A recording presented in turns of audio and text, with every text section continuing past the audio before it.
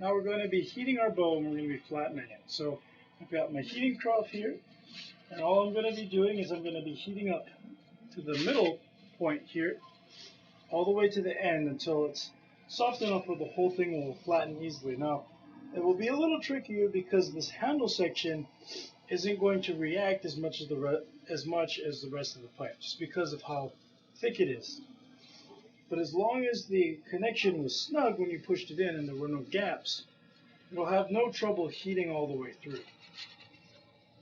So I've got my flattening board here. I've got my flattening jig here. I've got it set to 3/4 inch down at the end here. You can see. So let's get started.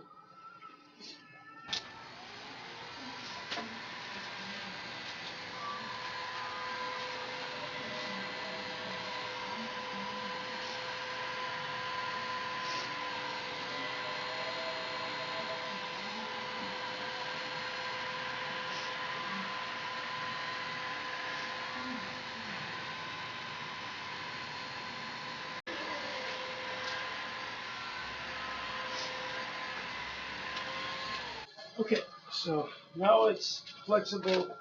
It can be squished with finger pressure. Now you move it over to the flattening board.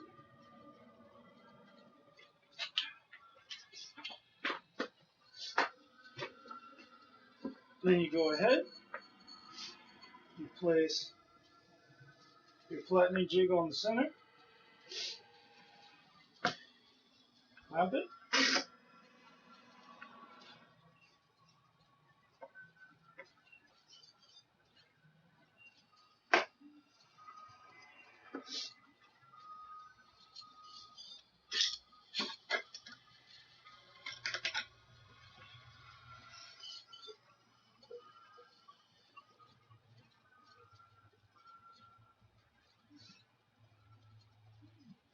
all right, so there it is. So I've just gotten it in here.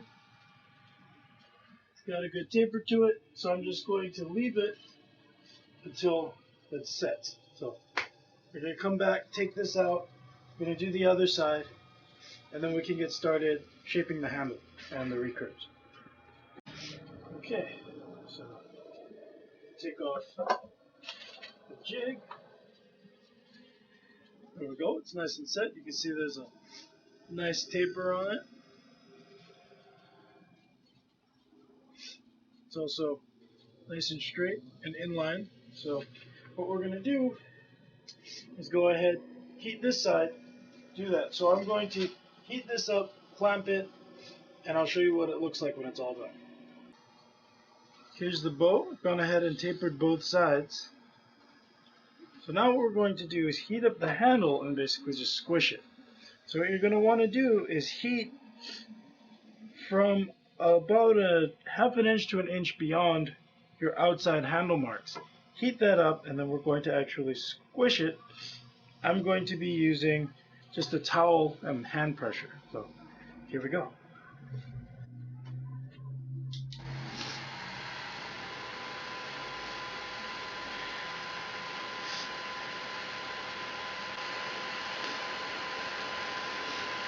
Alright, so now that it's nice and heated up,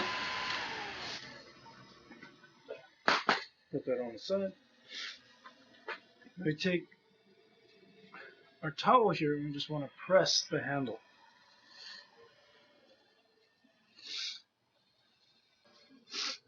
Alright, here it is. So here's the handle, flattened out. Very sturdy. Very little flex from side to side. Hardly any flex from front to back. So you just want to make sure that everything is nice and even. So now what we're going to do is we're going to start working on the recurves. So let's go do that.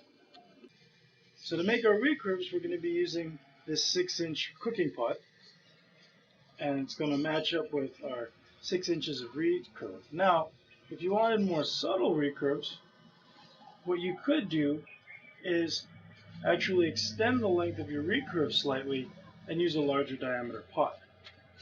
So I would say a combination of marking 8 inches here and using, say, a large cooking pot with about a 10-inch diameter would give you a nice subtle curve, a more subtle curve that when strung up will also work a little more.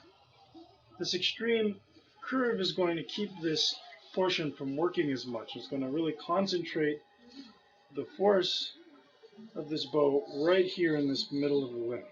So I'm going to heat this up. Basically, you just take your heat gun and you just want to heat down to your 6-inch mark. Now, you want to be careful when you're doing this. You want to mainly concentrate on the flats, but only so much. You want to really make sure you're doing this evenly. If you heat up too aggressively near the tip, what will happen is these little splits will start forming and they can go all the way down. And if they go past about 1/2 inch, you're really going to want to start over because these are going to ruin your bow.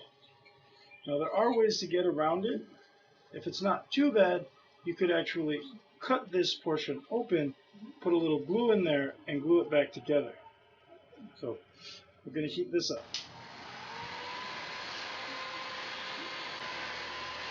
Alright, so you can see the pipe is just starting to puff up a little bit. Now what we do is we take the tip and form it over this pot like this.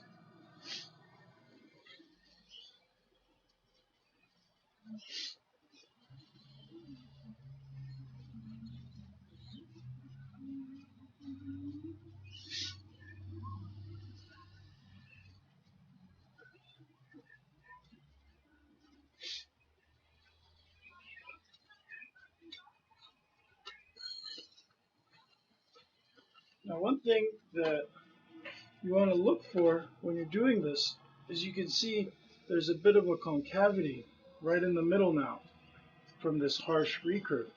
That's actually going to help the string track and keep the string in the middle of the limb while this bow is being strung, so that any unstringing won't happen. So here it is. Here's the tip. Just want to sight down the bow and make sure it's straight. And there's your first recurve. Now we just got to do that to the other side. And then we can cut our tips and start working on the finishing touches on this bow. So here we go. Okay, now we've got our recurves. So the next step is we're going to actually shape our tips. Now you could do what we did with the original youth recurve and just cut your nocks out here. But if you want to follow along, we're going to be making nocks that will fit standard commercial string loops that are about 1 inch to 1.5 inches long. So what we're going to be doing is we're going to be cutting the tips and then reinforcing it with glue. And I'd like to give a little shout out to Jacob L, who's been doing this on some of his recurves. So here we go.